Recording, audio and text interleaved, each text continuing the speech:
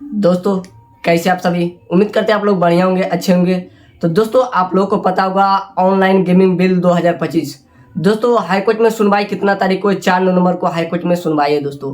तो दोस्तों आज हम इस वीडियो में बात करने वाले हैं कि दोस्तों वो 4 तारीख को क्या हाईकोर्ट में सुनवाई होगा नहीं होगा। दोस्तों 3 ऐसे कंडीशन मैं आपके सामने लेके आया हूँ इस वीडियो में, जो कि तीनों में से एक कंडीशन निकल के आएगी दोस्तों। वो तीनों में से कंडीशन में से एक क्या है दोस्तों, चलिए हम आज इस वीडियो में बताने वाला हूँ। सबसे पहले मैं आप लोगों को बताना चाहता हूँ कि देखो 4 नवंबर के करीब में बिहार में लगभग चुनाव है दोस्तों।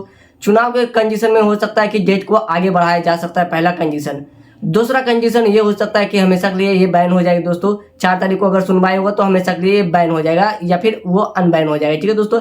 तीसरा कंडीशन ये है दोस्तों कि 4 तारीख को अगर हाईकोर्ट में सुनवाई हुआ तो दोस्तों क्या होगा, वो अनबैन हो जाएगा, नहीं तो फिर वो बैन हो जाएगा। अब दोस्तों मैं आप लोगों को बताऊंगा इसमें कि दोस्तों अगर आप लोगों को देखो पहला डेट जो निकल के आया हो 4 नवंबर को है, तो 4 नवंबर को हो सकता है डेट माने कि 15 नवंबर से 20 नवंबर तक ये फाइनल डिसीजन मेरे हिसाब से होने वाला है, ठीक है दोस्तों। अगर 4 तारीख को यहाँ पे से फाइनल डिसीजन हो जाता है तो भी हो जाता है, अनबैन हो जाएगा हमेशा के लिए, या नहीं तो फिर वो बैन हो जाएगा, ठीक है। ये 2 कंडीशन में से एक कंडीशन निकल के आएगा, या बैन हो जाएगा या फिर अनबैन हो जाएगा, ठीक है। अगर देख लो सबसे पहले बैन हो जाता है दोस्तों तो इसमें गवर्नमेंट को फायदा है दोस्तों। अगर वो अनबैन भी हो जाता है तो भी गवर्नमेंट को फायदा है। अब कैसे फायदा है दोस्तों, चलिए मैं आप लोगों को बताता हूँ। देखो सबसे पहले आप लोगों को क्या यहाँ पे से होना चाहिए दोस्तों कि जो 28% जीएसटी था दोस्तों, अगर ड्रीम इलेवन कम बैक करता है दोस्तों हमें फिर से 40% का जीएसटी देना पड़ेगा, ठीक है दोस्तों। इसमें किसका फायदा है, गवर्नमेंट का। अगर ड्रीम इलेवन अनबैन हो गया दोस्तों तो दोस्तों क्या होगा, यहाँ पे से माने कि अनबैन हो गया तो 28% जो जीएसटी था, मान लो 28% के साथ जीएसटी माने कि यहाँ पे से कम बैक करता है तो दोस्तों हमें तो जीएसटी फिर से देना पड़ेगा दोस्तों। और दोस्तों जो बाहर के मतलब कि भारत के बाहर रह के जो गेम को ऑपरेट कर रहे हैं दोस्तों, वो चला रहे हैं दोस्तों, ना तो उसमें जीएसटी है, ना तो टीडीएस है, ना तो टैक्स है, कुछ भी नहीं है दोस्तों। इसमें गवर्नमेंट का फायदा नहीं है। लेकिन ये भारत में बैन नहीं हुआ है। क्यों नहीं हो रहा है दोस्तों, क्योंकि इसके सरकार का इसका कोई मतलब कि इसके कोई कंडीशन इसके पास है ही नहीं सरकार के पास कि इसे जो कि बैन कर सकता है। ये भारत के बाहर आके ऑपरेट कर सकते हैं, ठीक है दोस्तों। आज इसको कोई नहीं बैन करने वाला है। तो दोस्तों मैं आप लोगों से कहना चाहता हूँ कि दोस्तों यहाँ पे से बेटिंग भी आईडी, जब से ड्रीम इलेवन बैन हुआ है बेटिंग आईडी भी धड़ल्ले से चल रहा है दोस्तों। और उसमें ना तो सरकार को कुछ जीएसटी मिल रहा है, ना तो टीडीएस कट रहा है, कुछ भी नहीं हो रहा है। तो इसमें सरकार का कोई भी फायदा नहीं है दोस्तों। अब दोस्तों फायदा किसको होगा दोस्तों, जो ये माने कि गेमिंग चला रहे हैं दोस्तों, भारत के बाहर आके ऑपरेट करने, उसको तो काफी ज्यादा जो कि फायदा है। सरकार को इसमें कुछ भी टीडीएस ना जा रहा है, जीएसटी जा रहा है, ना तो टैक्स जा रहा है, कुछ भी नहीं जा रहा है, ठीक है। ड्रीम इलेवन तो टैक्स भी देता था दोस्तों, जीएसटी भी देता, सभी चीज देता था दोस्तों। तो फिर भी ड्रीम इलेवन एक बिल निकालता है दोस्तों, सरकार बिल वो सभी जगह से पास हो जाता है, राज्यसभा राज्य सरकार से सभी जगह से जो कि बिल वो पास हो जाता है। पास होने के बाद इतना जल्दी स्पीड ड्रीम इलेवन बैन हुआ है दोस्तों भारत में कि दोस्तों आप लोगों को कुछ भी किसी को मौका तक नहीं मिला है कि क्या कुछ किया जाए, ठीक है दोस्तों। बाकी अगर आप लोगों को देखो यहाँ पे से आप लोगों को पता होगा ड्रीम इलेवन लगभग 18 साल से 17 साल से यहाँ पे से भारत में चल रहा था दोस्तों, और सरकार को हम टैक्स भी दे रहे थे। अब ऐसा क्यों किया सरकार को कहना था दोस्तों यहाँ पे से कि लोग ज्यादा अमाउंट भरने की वजह से लोग सुसाइड कर लेते थे।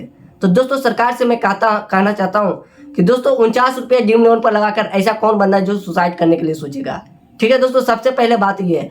अब दोस्तों सरकार ने इसे बताया कि ये जुआ है, तो मेरे हिसाब से आप लोग जितने भी ड्रीम इलेवन यूजर्स है दोस्तों, आप लोगों से मैं एक ही दर्शाइज करना चाहता हूँ कि दोस्तों ड्रीम इलेवन एक जुआ है या फिर ये जुआ नहीं है दोस्तों। आप लोग कमेंट बॉक्स में कमेंट करके जरूर बताएं दोस्तों। और दोस्तों सरकार से मैं एक ही दर्शाइज करना चाहता हूं दोस्तों, जो आपने ड्रीम इलेवन, बिंजो, माई इलेवन, सरकार, एमपीएल जितने भी भारत में गेमिंग प्लेटफॉर्म था, तो दोस्तों आप लोगों को टीडीएस टैक्स के रूप में जीएसटी के आप लोगों को यहाँ पे से टैक्स सरकार को यहाँ पे जा ही रहे थे।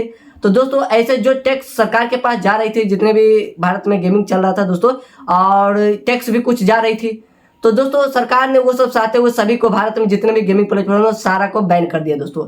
लेकिन अभी जब से ड्रीम इलेवन बैन हुआ है दोस्तों, आप लोगों को पता है बेटिंग आईडी यहाँ पे से बहुत ज्यादा धड़ल्ले में ही चल रहा है दोस्तों। और भारत के बाहर रह कोई सा भी गेम यहाँ पे से भारत में यहाँ पे से लॉन्च कर दिया, और न तो उसमें जीएसटी लग रहा है, ना तो टीडीएस लग रहा है, ना तो केवाईसी हो रहा है, कुछ नहीं, सीधे आप लोगों को यहाँ पे से भारत में बैठ के यहाँ पे से ऑपरेट कर रहा है दोस्तों। और हमारा जो भी यूजर्स है ड्रीम इलेवन सभी उस पर जाके खेल रहे हैं दोस्तों, और सभी लोग जो कि यहाँ पे से अलग अलग प्लेटफॉर्म पर खेल रहे हैं गेम। ठीक है दोस्तों, ना तो दोस्तों यहाँ पे वो एक तरह से मान लो जुआ है। ठीक है दोस्तों, ना तो सरकार को टैक्स जा रहा है, ना तो टीडीएस जा रहा है, ना तो कुछ जा रहा है। ठीक है दोस्तों, अब यहाँ पे से मैं आप लोगों से कहना चाहता हूँ कि ड्रीम11 देखो 4 नवंबर को अगर सुनवाई होगा तो ये कम बैक करेगा, नहीं तो हमेशा के लिए ऐप बैन हो जाएगा। ठीक है दोस्तों, बैन भी होगा तो दोस्तों गवर्नमेंट को फायदा होगा, अनबैन भी होगा तो गवर्नमेंट को फायदा होगा। अब अनबैन होगा तो हो सकता है 40% के साथ जीएसटी यहाँ पे से लाए, तो उसमें से आप लोगों को क्या 40% अगर जीएसटी ड्रीम11 पर ला देगा दोस्तों, तो हम लोग क्या खेल पाएंगे? नहीं खेल पाएंगे। क्यों नहीं खेल पाएंगे? कि 100 रुपया मान लो यहाँ पे से हम लोग डिपॉजिट करते हैं दोस्तों, तो कितना 40 रुपया हमें वहाँ देना पड़ेगा और सब बचा 60 रुपया।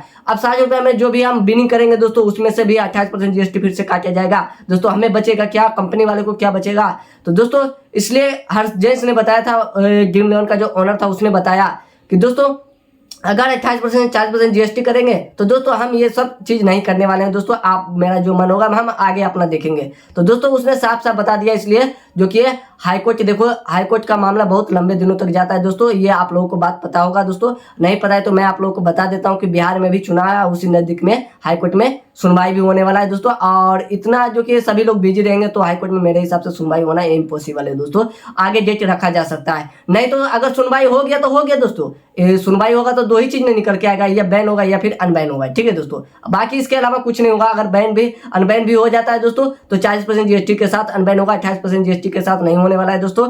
और जो लोग हम यहाँ पे से सभी चीज माने कि जितना भी सब वेट कर रहे हैं कि ड्रीम11 कब से अनबैन होगा, कब से अनबैन होगा दोस्तों, तो दोस्तों मैं आप लोगों से कहना चाहता हूं कि देखो अगर ड्रीम11 अनबैन हो जाएगा तभी आप लोगों को खेलना है। अलग प्लेटफॉर्म जगह पे आप लोगों को अमाउंट डिपॉजिट नहीं करना है दोस्तों, क्योंकि वो इंटरेस्ट गेम नहीं है दोस्तों। आप लोगों से मैं कहना चाहता हूं कि फालतू में आप लोगों को कहीं भी पैसा इन्वेस्ट नहीं करना है, अमाउंट डिपॉजिट वगैरह भी आपको नहीं करना है, जिसमें ना तो टीडीएस कच रहा है, ना तो जीएसटी कच रहा है, ना तो यहाँ पे से केवाईसी हो रहा है। इसे जगह प्लेटफॉर्म से आप लोगों को दूर भी रहना है, क्योंकि वो भारत के बाहर रह के ऑपरेट करते हैं दोस्तों। और आप लोगों को अगर कुछ हो भी जाता है, फंस भी जाता है पैसा अमाउंट आदि वगैरह, तो आप लोग उसमें अगर कुछ भी करेंगे तो आप लोगों को यहाँ पे से हेल्प नहीं किया जा सकता है। ठीक है दोस्तों, सीधी सी बोला जाएगा उसमें आप खेला क्यों, इन्वॉल्व क्यों है आप।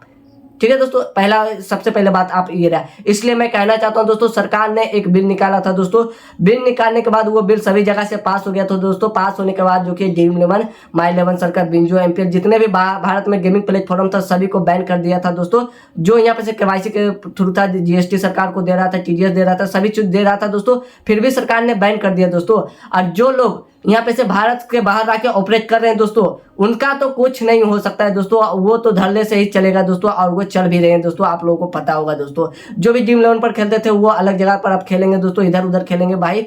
और आप लोगों को मैं यही उम्मीद करना चाहता हूँ कि दोस्तों अलग जगह पे आप लोग बिना सोचे समझे अमाउंट डिपॉजिट ना करें दोस्तों, वो सब गेम से आप लोग दूर रहें दोस्तों। और देखो अगर आप लोगों को कोई भी भारत में यहाँ पे से फिर से ड्रीम11 कमबैक होता है दोस्तों, तो आप उनमें इंटरेस्टेड है तो आप लोग खेल सकते हैं। ठीक है दोस्तों, बाकी अगर आप लोग कुछ भी पूछना चाहते हैं तो कमेंट बॉक्स में कमेंट करके पूछ सकते हैं दोस्तों, सबका रिप्लाई देता हूँ, आप लोग का भी रिप्लाई दूंगा दोस्तों। आप देखो 4 नवंबर को क्या हायरिंग होता है दोस्तों, और होने के बाद मैं एक वीडियो बनाऊंगा दोस्तों, उसमें आप लोगों को सभी चीज बताऊंगा क्या होगा नहीं होगा दोस्तों। आप लोगों को सभी चीज का हम जानकारी देने वाला हूँ दोस्तों।